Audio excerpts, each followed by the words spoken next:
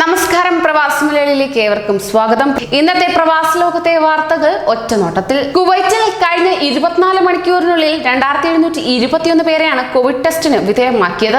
ഇതിൽ 562 പേർക്കാണ് രോഗം സ്ഥിരീകരിച്ചത്.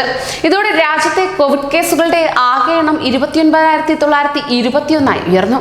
പുതിയ രോഗികളിൽ 99 പേർ ഇന്ത്യക്കാരാണ്. ഇതോടെ കുവൈറ്റിൽ കോവിഡ് സ്ഥിരീകരിച്ച ഇന്ത്യക്കാരുടെ എണ്ണം 88,809 24 മണിക്കൂറിനിടെ 6 പേരാണ് കുവൈറ്റിൽ കോവിഡ് ബാധിച്ച് മരിച്ചത്.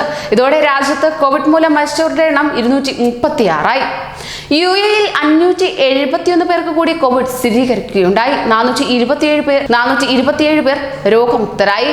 രാജ്യത്തെ ആകെ കോവിഡ് രോഗികളുടെ എണ്ണം 36,359 ആയതായി ആരോഗ്യ പ്രതിരോധ മന്ത്രാലയം അറിയിച്ചു. രോഗമുക്തി നേടിയവരുടെ ആകെ എണ്ണം 19,183 270 പേരാണ് ഇതുവരെ UAE-യിൽ കോവിഡ് ബാധിച്ച് മരിച്ചത്. സൗദിയാണ് ഏറ്റവും മുന്നിൽ നിൽക്കുന്നത്. ആകെ രോഗികളുടെ എണ്ണം 1,00,000 അടുക്കുന്നു. 579 പേർ മരിക്കുകയുണ്ടായി. 8,159 പേർക്ക് രോഗമുക്തി നേടി. ഒമാനിൽ 13,537 പേർ നിലവിൽ രോഗബാധിതരാണ്. 67 പേർ മരിച്ചു. 2,845 പേർ ഇതിനോടകം തന്നെ രോഗമുക്തി നേടി. ഖത്തറിൽ 62,160 പേർ ഇപ്പോൾ രോഗികളാണ്. 45 പേർ മരിച്ചു.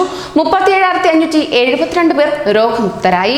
UAE-യിൽ വിസ കാലാവധി കഴിഞ്ഞ റെസിഡന്റ് വിസക്കാർക്ക് മടങ്ങിയെത്താമെന്ന UAE സർക്കാരിന്റെ നിർദ്ദേശം ഇന്ത്യൻ പ്രവാസികൾക്ക് ഗുണം ചെയ്യില്ല എന്ന നിലപാടാണ് കേന്ദ്രം മുന്നോട്ട് വയ്ക്കുന്നത്.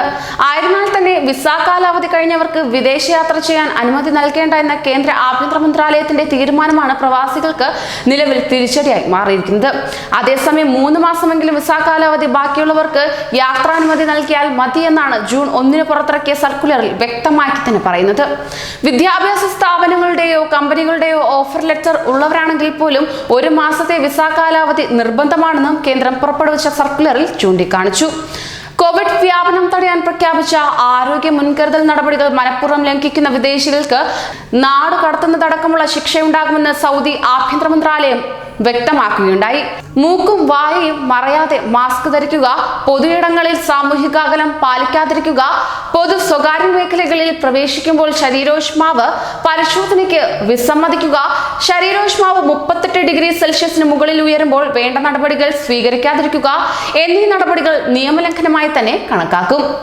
COVID-19 രോഗബാധിതന്റെ ഹൃദയം തുറന്നുള്ള ശസ്ത്രക്രിയ ഖത്തറിൽ വിജയകരമായി പൂർത്തിയാക്കി. Hamad medical corporation heart hospital cardiothoracic ചെയർമാനും സർജനുമായ ഡോക്ടർ അബ്ദുൽ അസീസ് അൽ ഖുലൈഫിയാണ് ഇക്കാര്യം അറിയിച്ചത്. കോവിഡ് രോഗിയിലെ ആദ്യത്തെ ഓപ്പൺ ഹാർട്ട് ശസ്ത്രക്രിയയാണിത്. 43-കാരനായ രോഗി സുഖം പ്രാപിച്ചു വരുന്നതായി HMC അധികൃതർ അറിയിച്ചു. ശ്വാസതടസ്സം പോലുള്ളവ COVID-19 ലക്ഷണങ്ങളാണെങ്കിലും ചിലപ്പോൾ ഇത് ഹൃദയാഘാതത്തിന്റെ ലക്ഷണമായും രൂപപ്പെടാറുണ്ട്. എന്നാൽ നിലവിലെ പ്രത്യേക സാഹചര്യത്തിൽ ശ്വാസതടസ്സം അനുഭവപ്പെടുന്നവരും ഹൃദയ സംബന്ധമായ അസുഖങ്ങൾ ഉള്ളവരും ചികിത്സ തേടുന്നതിന് പകരം ക്വാറന്റൈനിൽ പോകുകയാണ് ചെയ്യേണ്ടത്. ഇത് അപകടകരമാണെന്നും ഹൃദയ സംബന്ധമായ അസുഖങ്ങൾ ഉണ്ടെങ്കിൽ ശ്വാസതടസ്സം പോലുള്ളവ അനുഭവപ്പെടാതെ ചികിത്സ തേടണമെന്ന് ഡോക്ടർ അൽ ഖുലൈഫി പറഞ്ഞു. COVID-19 വ്യാപനത്തിന്റെ പശ്ചാത്തലത്തിൽ പ്രഖ്യാപിച്ച നിയന്ത്രണങ്ങളിൽ ഇളവ് വരുത്തി ഖത്തർ. സ്വകാര്യ മേഖലയുടെ പ്രവർത്തന സമയത്തിൽ ഉൾപ്പെടെയുള്ള മാറ്റങ്ങൾ വരുത്തിയിട്ടുണ്ട്. വാഹനത്തിൽ ഡ്രൈവർ ഉൾപ്പെടെ പരമാവധി 4 പേർക്ക് യാത്ര ചെയ്യാവുന്നതാണ്. നേരത്തെ 2 പേർക്ക് മാത്രമായിരുന്നു അനുമതി നൽകിയിരുന്നത്. കുടുംബാംഗങ്ങളാണെങ്കിൽ സ്വകാര്യ വാഹനങ്ങളിൽ 4-ൽ കൂടുതൽ ആളുകളുമായി യാത്ര ചെയ്യാം. സ്വകാര്യ മേഖലയിലെ ജോലി സമയം രാവിലെ 7-നും രാത്രി 8-നും ഇടയിലായിരിക്കണം.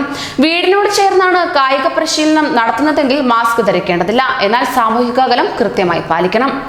അബുദാബി സാദിയ ദ്വീപിലെ നിർമ്മാണ സൈറ്റിൽ പൈലിംഗ് ഫൗണ്ടേഷൻ ജോലിക്കിടെ ഉണ്ടായ അപകടത്തിൽ മലയാളി മരിച്ചു. കൊല്ലം തൃക്കാരുവ പ്രാക്കുളം നെടിയത്ത് യേശുദാസൻ മാത്യുവിന്റെ മകൻ യേശുദാസ് ലാലുവാണ് മരിച്ചത്. പ്രായം 52. മറ്റൊരു ജീവനക്കാരനായ തമിഴ്നാട് നാഗപട്ടണം മയിലാടുതുറ തലേഗണിയൂരു ന്യൂ സ്ട്രീറ്റിൽ സമ്പത്തമിന്റെ മകൻ അൻപഴകനെ ഗുരുതര പരിക്കുകളോടെ അബുദാബി ഷെയ്ഖ് ഖലീഫ മെഡിക്കൽ സിറ്റിയിൽ പ്രവേശിപ്പിച്ചു. ചൊവ്വാഴ്ച രാവിലെ 9:30-നാണ് അപകടം. മുസഫ കേന്ദ്രമായ നെയ്ത്തിൽസ് എക്സ്പേർട്സ് മാൻപവർ സർവീസസ് കമ്പനിയിലെ ജീവനക്കാരാണിവർ. ഖത്തറിൽ നിന്ന് വിവിധ സംഘടനകളും സ്ഥാപനങ്ങളും പ്രഖ്യാപിച്ചിരുന്ന ചാർട്ടേഡ് വിമാന സർവീസുകൾ ഉടൻ ഉണ്ടായേക്കില്ല. അപേക്ഷിച്ചവരിൽ ആർക്കും ഇതുവരെ ഇന്ത്യൻ എംബസി അനുമതി നൽകിയിട്ടില്ല. വന്ദേ ഭാരത് മിഷൻ അനുസരിച്ചുള്ള ടിക്കറ്റ് നിരക്കിന് മുകളിൽ യാത്രാക്കൂലി ഈടാക്കുന്നത് അംഗീകരിക്കാനാകില്ലെന്ന് സംസ്ഥാന സർക്കാർ അറിയിച്ചതിനാലാണ് ആർക്കും അനുമതി നൽകാത്തതെന്ന് ഖത്തറിലെ ഇന്ത്യൻ അംബാസിഡർ പി കുമരൻ ഖത്തൻ ഇൻകാസ് പ്രസിഡന്റ് സമീർ എറമാല പറഞ്ഞു. ജൂൺ 6 ശനിയാഴ്ച മുതൽ നീക്കുമെന്ന് ആരോഗ്യമന്ത്രി ഡോക്ടർ അഹമ്മദ് അൽ സയീദി വാർത്താ സമ്മേളനത്തിൽ അറിയിച്ചു. ഈ പ്രദേശങ്ങളിലെ സ്വദേശികളും വിദേശികളും ഹെൽത്ത് ഐസൊലേഷൻ നടപടിക്രമങ്ങൾ പാലിച്ചതിനാൽ രോഗപകർച്ച കുറഞ്ഞിട്ടുണ്ട്. അതേസമയം ഹമരിയ, പഴയ മത്ര, സൂഖ് പരിസരം എന്നിവിടങ്ങളിൽ ഹെൽത്ത് ഐസൊലേഷൻ നടപടി തുടരും. മത്രയിൽ നിന്നുള്ള ടാക്സി സർവീസുകളും അനുവദിക്കില്ല. മത്രയ്ക്ക് പുറമെ വാദി കബീർ വ്യവസായ മേഖലയിലെയും ബിസിനസ് സ്ഥാപനങ്ങളും അടഞ്ഞു തന്നെ കിടക്കും.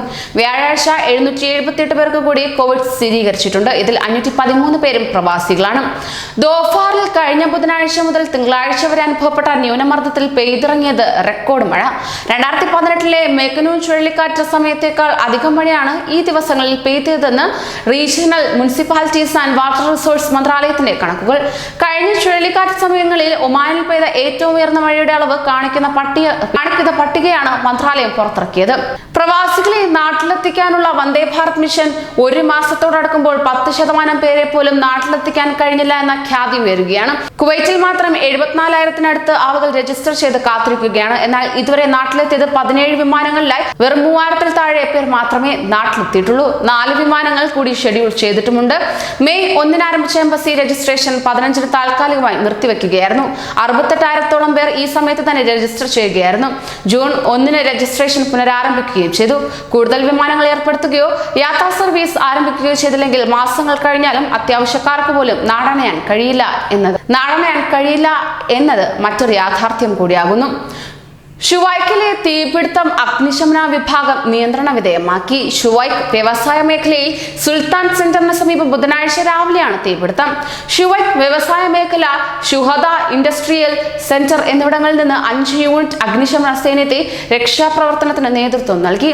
പുക ശ്വസിച്ച് അസ്വസ്ഥതയുണ്ടായ ജോലിക്കാരനെ ആശുപത്രിയിൽ പ്രവേശിപ്പിച്ചു. മറ്റ് അത്യാഹിതങ്ങൾ ഒന്നും തന്നെയില്ല. വന്ദേ ഭാരത് മിഷൻ 4-ാം ഘട്ടത്തിൽ ഗൾഫിൽ നിന്ന് കേരളത്തിലേക്കുള്ള വിമാനങ്ങൾ വെട്ടിക്കുറച്ചു. പുതിയ ഘട്ടത്തിൽ 52 വിമാനങ്ങൾ മാത്രമാണ് പട്ടികയിലുള്ളത്. കഴിഞ്ഞ ഘട്ടത്തിൽ 85 വിമാനങ്ങൾ സർവീസ് നടത്തിയപ്പോഴാണ് 52 വിമാനങ്ങൾ മാത്രം കേരളത്തിലേക്ക് എത്തുന്നത്. ഇന്ന് അവസാനിക്കുന്ന 3-ാം ഘട്ടത്തിൽ UAE-യിൽ മാത്രം 56 വിമാനങ്ങളാണ് കേരളത്തിലേക്ക് സർവീസ് നടത്തിയത്. എന്നാൽ ഈ മാസം 9 മുതൽ ജൂലൈ 2 വരെ നീളുന്ന പുതിയ ഘട്ടത്തിൽ UAE-യിൽ നിന്ന് 10 വിമാനങ്ങൾ മാത്രമേ പട്ടികയിലുള്ളൂ.